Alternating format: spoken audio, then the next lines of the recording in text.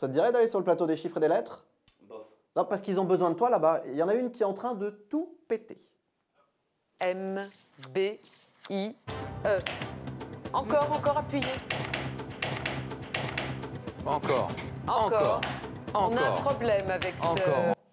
Et c'est encore une fois, tu vas voir, ça va lancer le générique. On y va!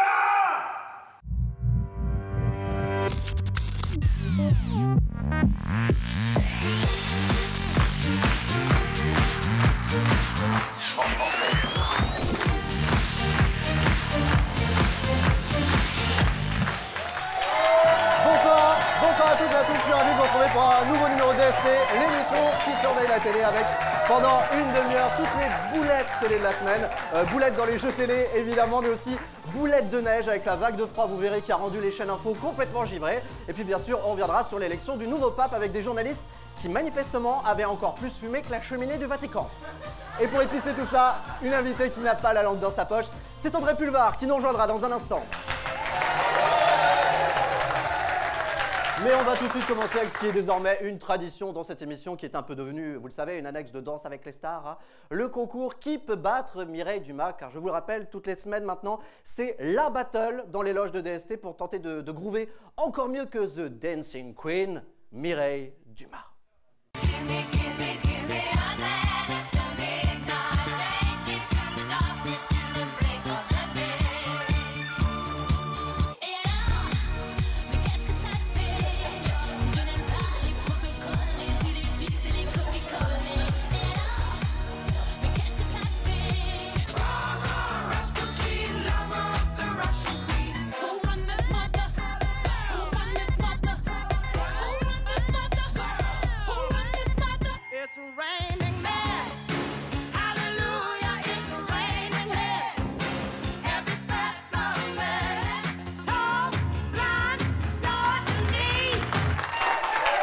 Et je précise, car vous êtes nombreux à nous le demander, que non, nous ne faisons pas boire les invités avant le tournage de cette séquence.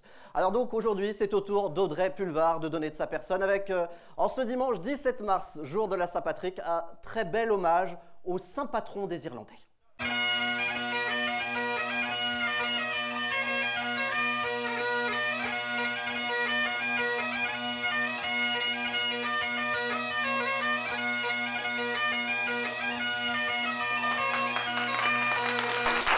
J'aime beaucoup le chapeau.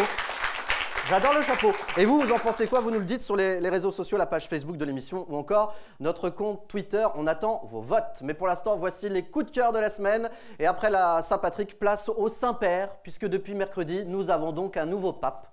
Et mon premier coup de cœur, il est pour cet envoyé spécial de TF1 qui doit être sacrément content que ce soit terminé cette histoire. Depuis le temps qu'il poireautait devant le Vatican. Bonsoir Jocelyn Huchet, vous êtes en direct du Vatican depuis un siècle, au moins. Ah bon? Et il attendait depuis un siècle? Il a dû trouver le temps long, le pauvre. Depuis 1913, quand même, il attendait. On va justement rester au 20h de TF1 pour mon deuxième coup de cœur de la semaine. C'est la traduction des premiers mots du pape. Vous aussi, je suis sûr que vous vous êtes demandé ce qui se passait dans votre télé, hein, parce que la traductrice, mais alors, on aurait dit qu'elle avait un peu forcé sur le vin de messe avant de prendre l'antenne. Elle était dans un état incapable d'aligner deux mots. Donc, dans le silence, faisons tous ensemble cette prière. Nous prions le Seigneur Tout-Puissant. Nous soit accordé par le Père Omnipuissant, que l'Esprit Saint descende sur vous, pour ceux qui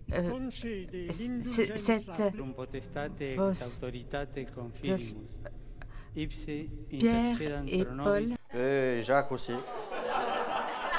À la tienne, elle va reprendre la même chose. Hein. Bon, cela dit, vous me direz, sur M6, c'était pas mieux. À Bémousse, grosse cuite là aussi, quand même. Hein. Il était 19h02 quand la fumée blanche a retenti. Il était 19h02 quand la fumée blanche a retenti. Oui, il était 19h02 quand la fumée blanche a retenti et que les cloches se sont mises à fumer, évidemment. On rigole. Mais en attendant, on est quand même très déçus. Parce que nous, dans l'équipe, on pensait tous que c'était un Français qui allait être élu pape. Bah oui, vous savez, ce jeune homme qui se prend pour la réincarnation de Dieu, Dorian Rossini. On avait même déjà son nom de pape, Dorian II. Pourquoi 2? Ça correspond à son nombre de neurones. pourquoi le pape il a démissionné? Le pape il a démissionné parce que ça fait 3 mois que je suis médiatisé. Il s'est dit putain Doran Rossini, mais Dieu existe, donc ça sert à quoi? J'ai plus de boulot moi. J'ai des mains qui sont brûlées parce que j'ai mis les mains dans le feu en fait. Voilà, vu que je suis Dieu, je crains pas la douleur. Et j'ai mis les mains dans le feu et voilà, je suis brûlé. Et là je vais tester l'eau. Je vais essayer de marcher sur l'eau cet après-midi aussi. Bonne idée. Et c'est avec des semelles de plomb pour qu'on soit bien sûr que ça marche. Allez, dernier coup de cœur de la semaine. Il est pour ce candidat de la famille en or sur TF1 parce que vraiment ça fait du bien de voir un mari aussi amoureux. En face de vous, il y a Henri donc. Henri en couple? Non. Bon, ok, c'est ce que je voulais dire. Oui, je suis en couple, tout à fait, oui, bien sûr. Pourquoi tu dis non? Je sais pas, je suis en couple, tout à fait. Vous m'avez dit non d'une manière... Toutes mes excuses d'ailleurs à ma chère et tendre. Donc, on reprend, donc Henri, vous êtes en couple. Hein. Oui. Comment s'appelle votre femme? Enfin, comment elle s'appelait plutôt? Karine. Laquelle? J'en sais rien, moi. Tu parles d'une famille en or, toi? Alors, d'autres magnifiques extraits de jeux télé comme celui-ci, on va en voir plein d'ici quelques instants. Le temps pour moi de vous présenter notre invité de la semaine, ou plutôt nos invités de la semaine, car elle est multicarte. Hein. Journaliste politique, écrivain, animatrice, chroniqueuse dans le grand 8 de Laurence Ferrari sur D8. Et donc, depuis ce soir, spécialiste en danse irlandaise. Merci d'accueillir Audrey Pulvar.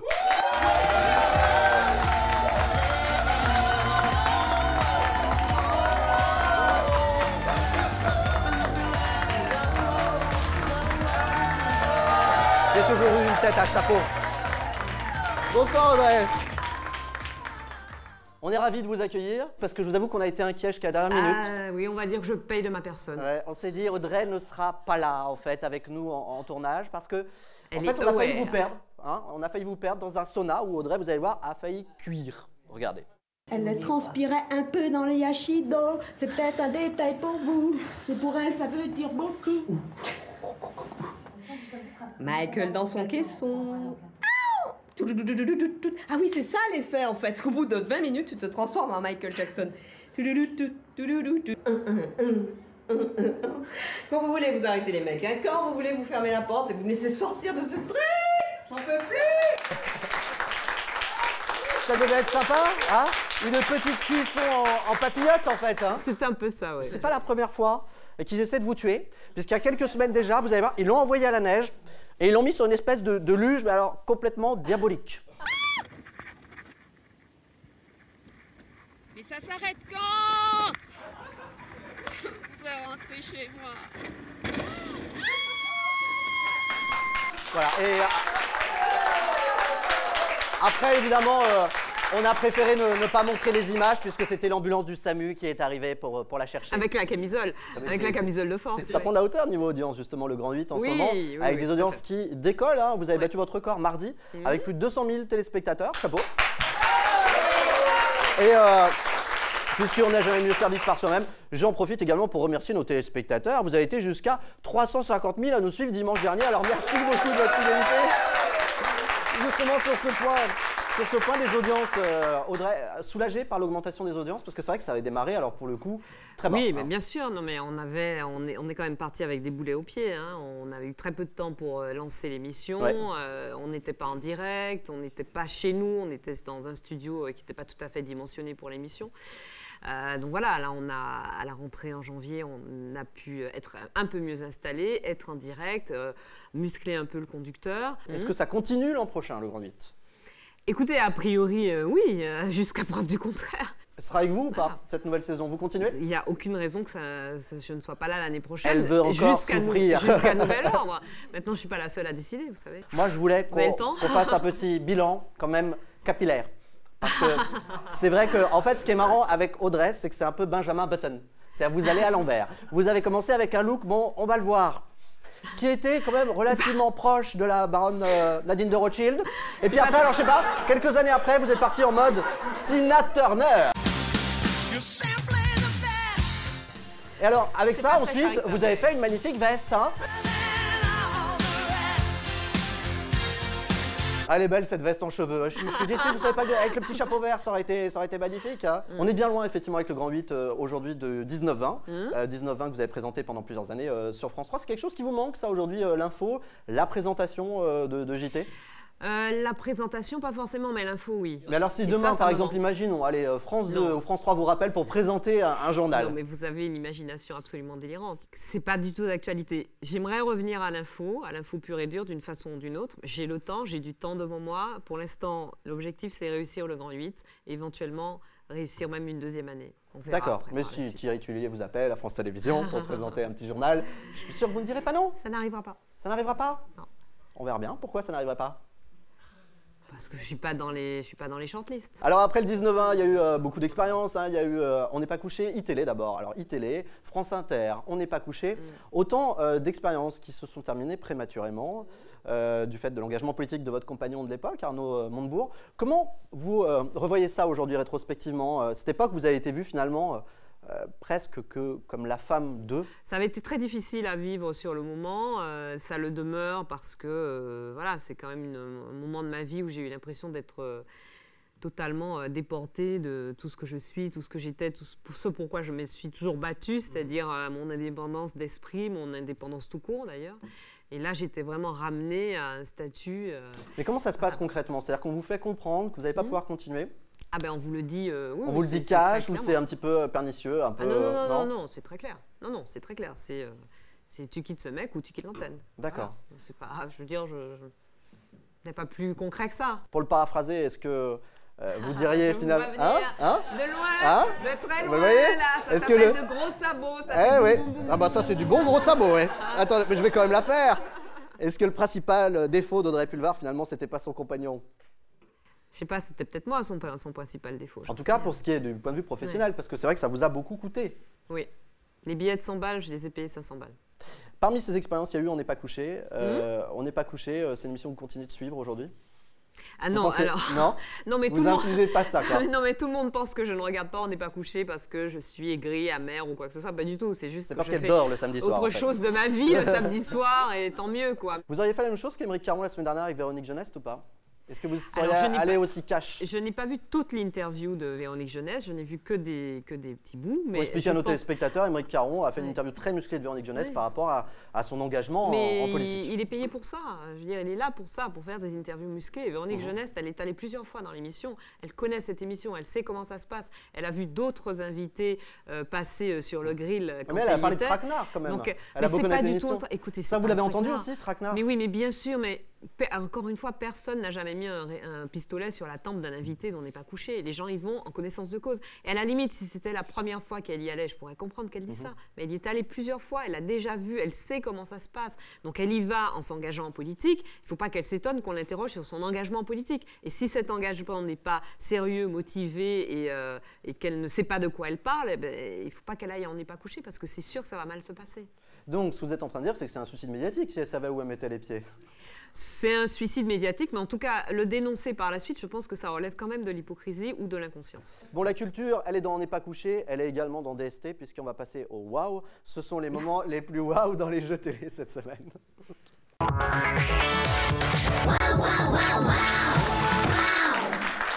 Attention Audrey, je vais vous mettre à l'épreuve, je vais vous poser une colle. Oula. Si je vous demande de me citer une station balnéaire proche de Deauville, une station balnéaire proche de Deauville. Quoi. Je sais pas, Trouville, Honfleur, c'est pas très loin. Non, on a trouvé beaucoup plus proche que ça. Regardez, c'était dans les 12 coups de midi sur TF1. Quelle station balnéaire fait face à Deauville, de l'autre côté de l'embouchure de la Touques? Nice. Trouville-sur-Mer. Ah oui, Nice, c'est juste à côté de Deauville. Hein. 10 minutes maxi en voiture, tu y es. Hein. Tu traverses Strasbourg et puis c'est bon. Ah ouais. Allez, on va maintenant parler des amours, cette émission de France 2 qui nous rappelle tous les jours que non, l'élégance à la française n'est pas qu'un fantasme, elle existe vraiment. Ouais. La preuve avec ce monsieur alors qui a donné un petit nom à son sexe. Déjà, c'est très sympathique. Et alors, vous allez comprendre pourquoi il a donné ce nom. Ce nom, c'est Lynn. Il me dit, tiens, Lynn, elle monte. Parce que il l'appelle Lynn. Oui. Vous savez pourquoi? Non. Parce que Lynn est branlable. Oh, joli! La classe! Oh, joli, joli, joli! Quand je pense que les amours... Monsieur et madame ébranlables ont une fille. En fait, ça s'appelle Lynn. Et alors, attendez, parce que c'est pas terminé, parce que ce couple-là, qu'on vient de voir, ce couple si glamour, ils sont pas arrêtés en si bon chemin, non? Ils ont continué. Quelle est la mauvaise habitude que vous avez prise et que votre femme ne pourra jamais vous faire perdre? Ben moi, j'hésite entre deux. Entre siffler et puis la nuit, la main dans le slip. Expliquez-moi, vous passez votre vie la main dans le slip. Bah, je dors la main dans le slip, oui. J'ai so chaud. Oui, c'est un peu le Napoléon du slip, si vous voulez, en quelque sorte. Et comment on peut raconter des trucs pareils? Sympa. Alors, puisqu'on parle des amours, on va pas se remettre sur... C'est vrai que l'image de Napoléon, c'est pas pareil. C'est pas le même genre de conquête. Non, mais arrêtez de rire, Audrey, on va parler quelque chose de... tu vas dans une émission sérieuse et tout, tu vas voir. Non, attendez, là, ça va devenir très sérieux. On va parler de toi, ton boulot, de journaliste, etc. Ça va devenir vraiment dramatique, parce que on a un petit mot à la production des amours, parce que vous savez que cette semaine, il y a une chanteuse que les jeunes, surtout les 15-24, connaissent bien, Georgette Plana. Oui. Georgette Plana qui nous a quittés cette semaine. Donc moi, je dis, ils auraient quand même pu couper au montage ce léger lapsus de la candidate des amours, ça a été tourné il y a au moins un mois, quand elle a parlé de Georgette Plana, parce que là, ça a tombé mal. Vous chantez quoi? Oh, du Georgette à plat, là. Georgette Plana? Oh, du Georgette à plat, là. Ah, ça, je confirme, elle est bien à plat, la pauvre. Hein. Ça va pas aller en s'arrangeant, d'après mes infos. Hein. Bon, on va terminer ces waouh avec Harry, le jeu de France 3, et une candidate qui est folle de poulet. Mais alors, quand je dis folle, c'est à prendre au premier degré. Ah. Regardez la caméra, hein, face caméra. J'ai une passion pour le poulet, cuisiner toutes les sauces. Et pour mes 20 ans, en fait, j'ai eu un poulet avec 20 bougies dessus. Un bon poulet d'anniversaire, hein, avec des bougies plantées dessus. La poularde de Bresse. Ah, un peu de chantilly sur le poulet, ça marche aussi avec la tête de cochon. Planter les petites bougies entre les oreilles, ça fait un bel anniversaire. Hein. Un poulet avec des bougies. Mais je crois que vous avez... Non, mais vous avez de la cuisine en plus dans le Grand 8. Oui. Pensez-y, hein, au poulet d'anniversaire, avec la petite bougie étincelle dans le derrière. Allez, hop. Bon, on va continuer à se régaler en parlant notamment de Top Chef dans le reste de l'actu télé en bref. Le reste de l'actu télé en bref. Donc, on a appelé ça en toute logique le vite fait. Et je le décrète officiellement, Top Chef sur M6, c'est définitivement l'émission la plus appétissante du PAF. Le lendemain du cassoulet, il reste toujours des haricots. Et on les mange classiquement froids, on les arrose avec pas mal de vinaigre. D'une part parce que c'est bon, d'une autre part parce que ça empêche de trop péter. C'est vrai, tu mets du vinaigre dans les haricots, tu lâches moins de caisse. Grosse inquiétude pour Daniel Evenou. Dans Splash, je crois qu'elle est tombée à côté de la piscine. Maintenant, je ne sais plus comment on dit avant, on disait employé de maison, mais avant, au début, enfin, dans les années 50, on disait bonne. Et maintenant, on dit exterminateur de surface, parce que comment on dit? Mardi dernier sur France 4, off, spécial salon d'agriculture avec un éleveur heureux de rentrer chez lui avec le sentiment de mission accomplie, voire encore mieux que ça. On va reprendre la route tranquillement, plus tranquillement que ce matin, puisque notre mission est accomplie. Mission accomplie aussi pour Énergie 12 qui propose des programmes de plus en plus haut de gamme à ses jeunes téléspectateurs. Hein, ça devient limite culturel. 5, 6, 7, 8, 1, 2, 3, 4 et 1, 2, 3, 4 et 5, 6, 7, 8. Mais bon, attention, Énergie 12, c'est pas que ça. C'est aussi la chaîne de Nabila, la grande philosophe. Allô? Non mais allô quoi? Allô? Allô? Une pensée puissante, devenue culte en moins d'une semaine. Tout le monde l'a parodiée, même vous, Audrey. Les plus grandes du PAF, d'ailleurs, Audrey Pulvar et Alessandra Sublet l'ont le parodie aussi. Tout le monde s'y met. Voilà, c'est vrai, ça vaut vraiment le coup d'être conne. Hein. Non mais, allô quoi. Vous êtes fan de Nabila quoi. Comment vous faites, Nabila? Nabila, allô, hein, celle qui n'a plus donc, de réseau depuis un bon nombre de semaines. Nabila, pour qu'elle dit tout le temps allô, quoi. Non, mais allô, mais vous me recevez? Nabila, qu'est-ce que vous pensez de Nabila? Est-ce que vous trouvez qu'elle contribue à améliorer l'image de la femme à la télévision? Oui, je pense que grâce à elle, la cause des femmes avance chaque jour. Vraiment, on est des filles canons, intelligentes, indépendantes, qui prenons notre vie en main. Ce genre d'émission de télé-réalité, ça, c'est pas votre tasse de thé, quoi. Disons que non, ça n'a jamais été ma tasse de thé. Maintenant, même par curiosité. Je conçois que des gens le regardent. Je sais que souvent, notamment des jeunes, regardent ces émissions-là en 45e degré, quoi. Et pour ceux qui le prendraient au premier degré, est-ce que c'est pas un peu inquiétant? Là, ça relève de la psychiatrie lourde, je pense.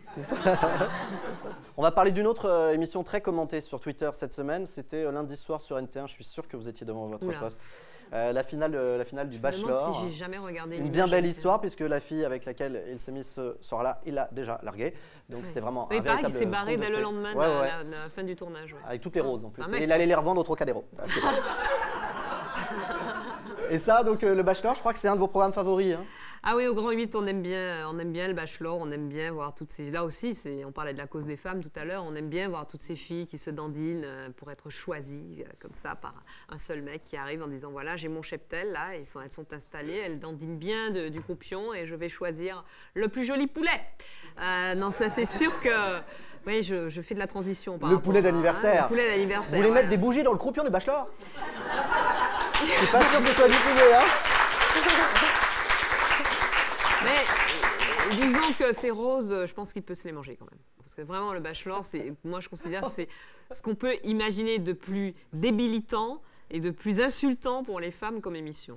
Voilà. Mais c'est mon point de vue. Que maintenant, c'est le Golden Eye, l'œil qui voit tous les détails dans les émissions de télé.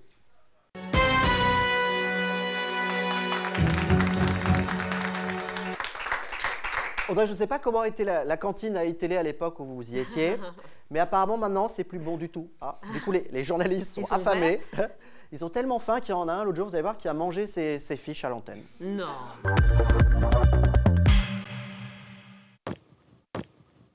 Très bon début de matinée sur iTélé, merci d'être avec nous. Oh, bon. Délicieux les petites fiches, hein. Alors, c'est pas le seul truc étrange qui s'est passé cette semaine sur iTélé, parce que, regardez, apparemment, ça devient chaud. Il y en a un qui était sous le bureau. J'aimerais bien savoir ce qu'il faisait là. Et j'ai un doute, je me demande si ce n'est pas Christophe Barbier en fait, mais on ne peut pas le vérifier. Je ne connais pas suffisamment bien la nuque de Christophe Barbier, mais je pense que c'est lui. Coup de chapeau maintenant à TF1, parce qu'ils sont quand même très très forts. Moi je dis avoir dans une émission de cuisine le gagnant du concours qui s'appelle Monsieur Vaux. Moi je dis bravo. Hein. C'est comme sur BFM TV. Alors, pour parler de la neige aux États-Unis, ils ont trouvé l'envoyé spécial qu'il fallait. Le mec, il a le bon nom, vraiment, nom parfait. Alors, vous allez voir, pour parler des déblayages de neige à la pelle, lui, top. Aux États-Unis, épaisseur de 60 cm de neige, notamment à certains endroits. Les explications avec Grégoire Pellepel. Les explications avec Grégoire Pellepel. Oui, Grégoire Pellepel, quand ça pèle et qu'il faut sortir les pelles, c'est Grégoire Pellepel qu'on appelle. Moi, ce que j'aime bien, c'est cette diction hachée, genre, voilà, on est sur une chaîne info parce que quand les gens commencent à parler comme ça, on sait qu'on est sur une chaîne info. Vous imaginez si on parlait comme ça dans la vie? Bonjour, je vais prendre une baguette. En fait, vous savez pourquoi ils parlent comme ça? Parce qu'ils ne savent pas ce qu'ils vont dire après. Donc, le temps qu'ils articulent les syllabes, ils réfléchissent à celles qu'ils vont donner après, à ce qu'ils vont raconter. Voilà. Donc, il ne sait pas comment s'appelle Monsieur Pellepel. Le temps qu'on le lui dise à l'oreillette, il faut quand même qu'il avance. On a perdu. Bon, la neige, on en a un peu parlé sur les chaînes info. Un peu beaucoup, oui. Ouais, vous avez trouvé ça un peu saoulant? Un peu, ouais, un peu. C'est vrai que de la neige en hiver, finalement. Oui.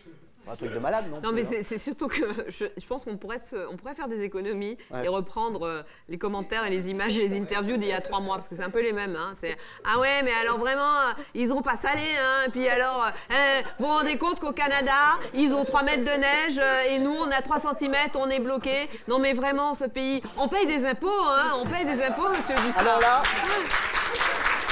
vous avez eu la copie d'une semaine de chaîne info. Hein. Une semaine de chaîne info, c'était ça, effectivement, ce qu'on a entendu. Non, mais attendez, vous êtes un peu injuste parce qu'ils ont essayé de faire des duplex. Oui. Et alors, des duplex avec des destinations lointaines, notamment sur iTélé, avec la gare du Nord. Bon. Mais ça marchait tellement bien que le gars, il aurait eu plus vite fait d'y aller directement à la gare du Nord pour parler à la journaliste. On va faire tout de suite le point avec notre envoyé spécial gare du Nord, Hélène Camille. Hélène, où en est la situation?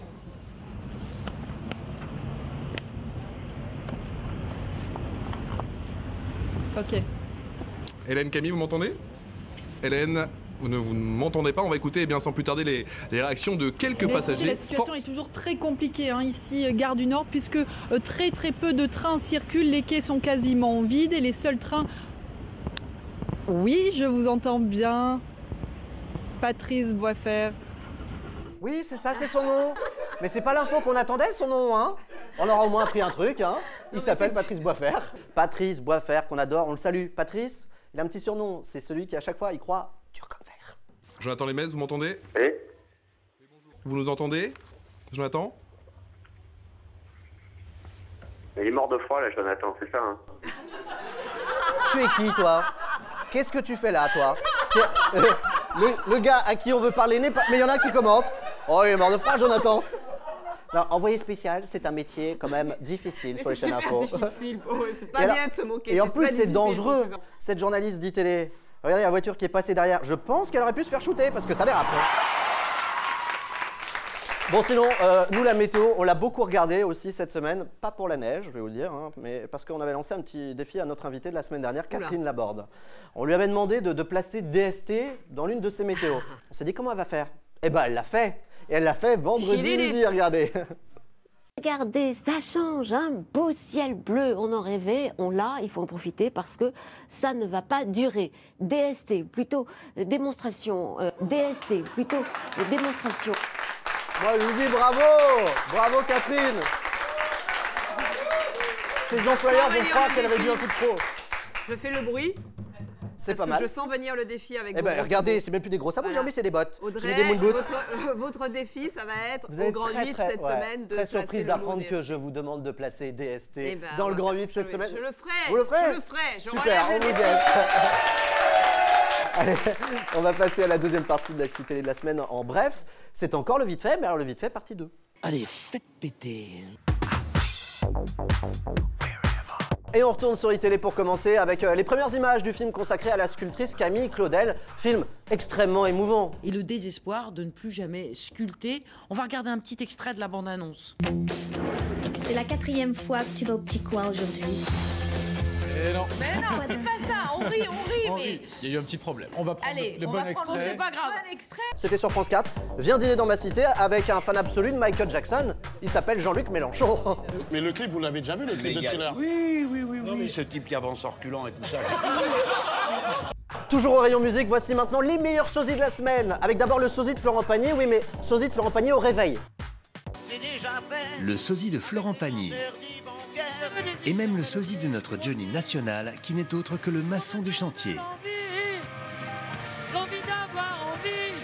Des sosies plus vrais que nature. Oh oui, avec 2-3 kilos de maquillage, ça peut passer, hein. Qu'il demande conseil à Laurent Delahousse, spécialiste make-up. Maintenant, il se fait même remaquiller en plein JT parce qu'il le vaut bien. Ça a un impact parce que la preuve, moi, j'ai pas bu. Donc...